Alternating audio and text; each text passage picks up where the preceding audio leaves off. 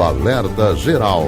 Bate-papo político com os jornalistas Luzenor de Oliveira e Beto Almeida. Tem notícia importante para os eleitores que ficam na dúvida se vamos ter ou não transporte gratuito no dia 2, no segundo turno da eleição, dia 30 de outubro, no próximo domingo. O Tribunal Superior Eleitoral ampliou ainda mais as condições para os municípios ofertarem transporte gratuito para os eleitores. Uma decisão adotada nesta terça-feira permite que os municípios, as prefeituras, criem linhas especiais para facilitar a mobilidade dos eleitores. As informações chegam agora com o repórter Carlos Alberto. Mais uma importante medida para estimular os eleitores a participarem em todo o país do segundo turno da eleição a ser realizado no próximo domingo, 30 de outubro. O Pleno do Tribunal Superior Eleitoral, TSE, aprovou nesta terça-feira uma resolução que libera as prefeituras a ofertarem transporte gratuito no dia do segundo turno, com a criação inclusive de linhas especiais para facilitar a mobilidade dos eleitores. Os municípios e as prefeituras, de acordo com o TSE, ficam também proibidos de reduzir o serviço público de transporte coletivo de passageiros habitualmente ofertado no dia das eleições. O TSE seguiu a mesma decisão do Supremo Tribunal Federal, STF, que validou a medida adotada pelo ministro Luiz Roberto Barroso para permitir que os gestores municipais instituíssem a gratuidade do transporte coletivo no dia da eleição.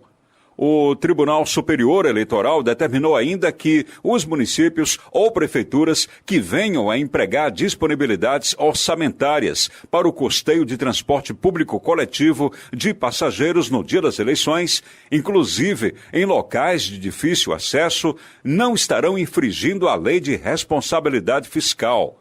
Ou seja, os gestores não serão enquadrados em crimes de improbidade administrativa.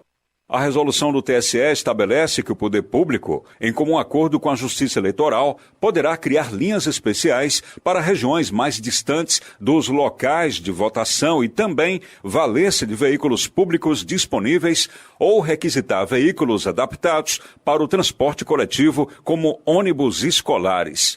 Com informações dos bastidores políticos, Carlos Alberto. Jornalista Beto Almeida, importante e extremamente necessária essa decisão do Tribunal Superior Eleitoral, que se soma a outras medidas também já adotadas para colocar à disposição dos eleitores, das eleitoras, transporte gratuito em todo o Brasil. Uma iniciativa que pode estimular os eleitores a saírem de casa para votar. Jornalista Beto Almeida, bom dia. Beto Almeida. A análise política com credibilidade e isenção. Bom dia, Luzenor. Bom dia novamente aos nossos ouvintes. Olha, essa questão, Luzenor, é interessante pelo seguinte: há um esforço aí que ultrapassa a mera vontade de gestores municipais, dos governos estaduais, mas agora que chega ao entendimento da Justiça Eleitoral de que é preciso reduzir ao máximo a possibilidade de aumentar os índices de abstenção no próximo domingo, que é o segundo turno das eleições. E isso é tomado, não é por acaso essa decisão, Luzenor. É porque está comprovado, por exemplo, que o interesse, às vezes, do eleitor no segundo turno termina também em função de que o primeiro turno, principalmente nos estados onde a eleição já foi concluída, por exemplo, ele já não tem mais aquele estímulo de ir à urna para votar no seu deputado estadual, no seu deputado federal, até no senador, no governo do estado. Então, é uma eleição onde você vai especificamente para fazer uma escolha no segundo turno para a presidência da República. Então muita gente acaba deixando para lá, como se diz. Outros não vão, e aí sim está constatado que é exatamente aquela faixa de eleitor com menor poder aquisitivo que tem sim dificuldade de ficar pagando passagem num domingo, por exemplo, para ir especificamente votar. Muitos, é bom que se diga, não é apenas uma passagem urbana, que é um pouco mais barato, mas tem que se deslocar de centros urbanos para até o interior, onde a passagem também custa um pouco mais caro, e isso envolve não apenas as passagens, envolve outros gastos. Então, é em função desta realidade que a Justiça Eleitoral teve esse entendimento e liberou sem qualquer risco de isso ser considerado, por exemplo, de aliciamento de eleitor, de tentativa de aliciamento, mas fazendo uma liberação de forma controlada, responsável, para que todo mundo que possa e deva cumprir com seu dever constitucional de cidadão, comparecer às urnas no próximo domingo. Registrar também, jornalista Beto Almeida, que a resolução do Tribunal Superior Eleitoral é clara ao dizer que todo esse sistema de transporte gratuito, principalmente essas linhas especiais a serem criadas, essas medidas serão adotadas em sintonia com a Justiça Eleitoral. Exatamente, Luciano. Exatamente. Por conta de que esta igualdade, ou seja, essa sintonia com a Justiça Eleitoral, é que não haverá qualquer entendimento, por exemplo, em relação entendimento contrário, de que isso possa estar havendo algum tipo de aliciamento eleitoral ou algo do tipo. Ou seja, toda a ação ela foi pactuada não apenas pelo STF, mas também com a Justiça Eleitoral no âmbito nacional e nos estados. Mais um recado para os eleitores. Quem não apareceu para votar no primeiro turno, pode sim votar aqui agora no segundo turno. Sátrio Salles chega com essa informação. Sendo necessário que sejam anexados o requerimento de justificativa e os documentos comprovando o motivo para a ausência.